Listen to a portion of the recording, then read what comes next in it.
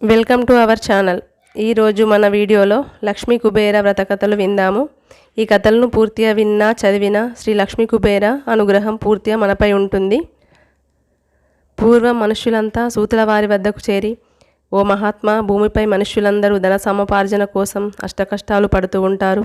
చాలామందికి ప్రారబ్ధ కర్మల వల్ల ఎంత కష్టపడినా ధనం, ధాన్యం, భుక్తి లభించక జీవితంలో అభివృద్ధి లేక సుఖ సంతోషాలు లేక అల్లాడిపోతూ ఉంటారు.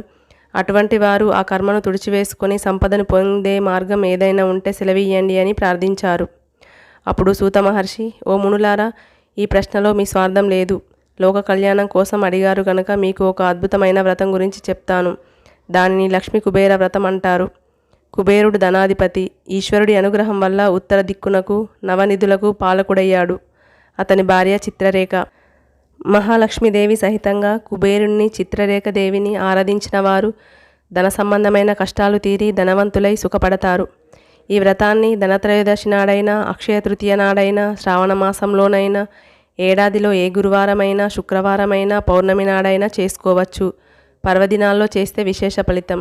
ఒక్కరోజు పూజలా చేసుకోవచ్చు. లేక ఏదైనా సంకల్పంతో చేసేవాళ్ళు అభీష్ట సిద్ధి కోసం వ్రతంలా నవనిధి పాలకుణ్ణి 9 వారాలు భక్తితో అర్చించాలి. 10వ వారము ఉద్యాపన చేయవలను. అన్ని వారాలు చేయలేని అశక్తులు 5 వారములు పూజ చేసి 6వ వారము ఉద్యాపన చేసుకోవచ్చును. వ్రతమాచరించే రోజు ఉదయాన్నే తలస్నానం చేసి బియ్యంతో మండపం ఏర్పాటు చేసి గణపతిని, దిక్పాలకులని, నవగ్రహాలని, లోకపాలకుణ్ణి ఆరాధించి లక్ష్మీదేవికి, కుబేరునికి షోడశోపచారాలతో పూజ చేసి అష్టోత్తర శతనామాదులతో అర్చించి ధూపదీప నైవేద్యాలని సమర్పించాలి. ఆ తర్వాత ఈ వ్రతకథలు చదువుకొని పూజాక్షింతలని శిరస్సున ధరించాలి. అతిథిని పిలిచి లక్ష్మీ కుబేర స్వరూపంగా భావించి భోజనం పెట్టి వాళ్ళ ఆశీర్వాదం తీసుకోవాలి. భోజనం పెట్టలేని వారు ప్రసాదం పెట్టి తాంబూలం ఇవ్వాలి.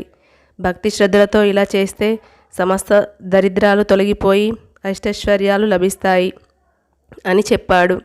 ఈ వ్రతం చేసి ఫలితాన్ని పొందిన 2 స్నేహితుల వృత్తాంతాన్ని, కుబేరుని పూర్వజన్మ వృత్తాంతాన్ని సూత మహాముని ఇలా వివరించాడు. పూర్వం ఉజ్జయిని పట్టణంలో దేవదత్తుడు, దేవదూరుడు అని 2 స్నేహితులు ఉండేవారు. పేరుకు తగ్గట్టే మొదటివానికి దైవం పైన అచంచల విశ్వాసం. రెండవవాడు నాస్తికుడు. తన జీవితమంతా తన సామర్థ్యం పైనే నడుస్తోందనే అహంకారం ఎండు. 2 దారిద్ర్యంతో బాధపడుతూ ఉండేవారు. ఒకసారి వ్యాపార నిమిత్తం అన్ని ఊళ్ళు తిరిగారు. సరైన లాభం దొరకక అలసిపోయి ఒక గ్రామంలో ఆలయం అరుగు పైన పడుకున్నారు. ఆ ప్రక్క రోజే ఉదయాన్నే ఆది దంపతుల్లో ఒక జంట వచ్చి, మీరు పడుకున్న ఆలయం సామాన్యమైనది కాదు, మహిమాన్విత ప్రదేశం. మీ దరిద్ర బాధను తొలగించే ఉపాయం మీకు చెప్పమని దైవాజ్ఞ అయ్యింది. చెప్తా వినండి అంటూ లక్ష్మీ కుబేర వ్రత విధానాన్ని ఉపదేశించారు. 2 గ్రామానికి వచ్చాక దేవదత్తుడు ఆ వ్రతం ప్రారంభించాడు. ఏ కలన ఉన్నాడో కానీ దేవదూరునికి కూడా ఈ వ్రతం చేయాలనిపించి చేశాడు. 2 దాన ధర్మాలు చేసి జనులకి భోజనాలు పెట్టారు. అచిరకాలంలోనే గొప్ప ధనవంతులయ్యారు. అష్టైశ్వర్యాలని సంపాదించుకున్నారు. దేవదూరుడు ఒకనాడు మనస్సులో, ఈ వ్రతం నన్ను నిలబెట్టడం ఏంటి, నేను నా తెలివితేటలతో ఎదిగాను అని అహంకరించి ఆ వ్రతం మానివేశాడు. తొందరలోనే అతని సంపదలన్నీ విచిత్ర పరిస్థితుల్లో చేరి జారిపోయాయి. బుద్ధి తెచ్చుకొని మళ్ళీ ఆ వ్రతాన్ని ప్రారంభించాక మళ్ళీ సంపద నిలిచింది. అది మొదలు జీవితకాలం వ్రతం ఆచరించాడు.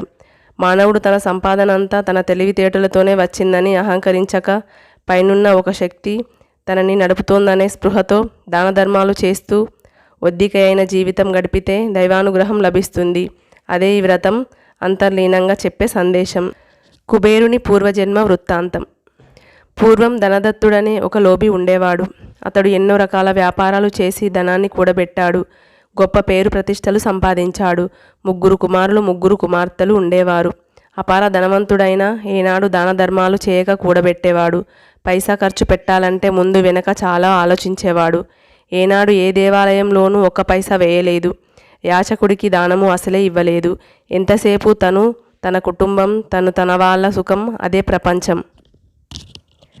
ఒకనాడు ఒక సాధువు అతని ఇంటికి వచ్చి, నాయన, నీతో అవసరంగా మాట్లాడాలి అన్నాడు. ఆయన అప్పు ఎక్కడ అడుగుతాడో అని భయపడి, ఇప్పుడు ఖాళీ లేదు, మళ్ళీ రండి అన్నాడు. ఆ సాధువు మళ్ళీ వచ్చాడు. మళ్ళీ అదే తంతు. అలా 12 సార్లు తిప్పించుకున్నాక ఆఖరికి ఎందుకు నన్ను విసిగిస్తారు అని అప్పు ఇయ్యలేను అన్నాడు. అప్పుడు ఆయన, నాయన, నేను నీ ధనం కోసం రాలేదు, నీకు త్వరలో అపమృత్యు యోగం ఉంది, చెప్పిపోదామని వచ్చాను అన్నాడు. ధనదత్తుడు బెంబేలెత్తిపోయి ఆయన్ని ఆహ్వానించి కూర్చోబెట్టి దాన్ని ఎలా తప్పించుకోవాలి సెలవీయండి అని వేడుకున్నాడు. అప్పుడు ఆ సాధువు, నీ భార్య పిల్లలతో ఎవరైనా ఈ గండాన్ని స్వీకరిస్తే నీకు పూర్ణాయుషు కలుగుతుందని చెప్పాడు. ధనదత్తుడు తన భార్య పిల్లల్ని వేడుకున్నాడు. వాళ్ళు పగలబడి నవ్వి, నీ గండం మేమెందుకు స్వీకరిస్తాం, మా ఆయుష్ మాకు కావాలి, నీ పాపాల్ని నువ్వే అనుభవించు అన్నాడు.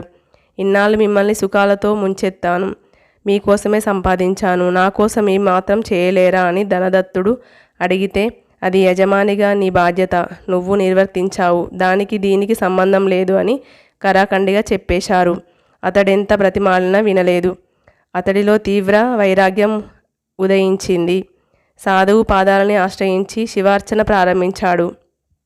ఆశించిన వారికి లేదనకుండా దానధర్మాలు చేస్తూ రాత్రింబవళ్ళు ఈశ్వరార్చన చేసి ఆఖర్లో కైలాసానికి చేరాడు.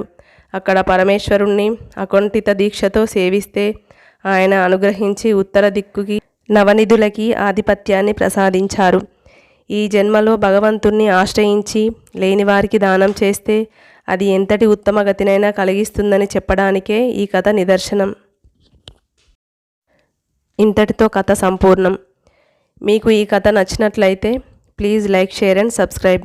మరిన్ని కథల కోసం మన ఛానల్ని ఫాలో అవుతూ ఉండండి. Thank you for watching KVP Devotional.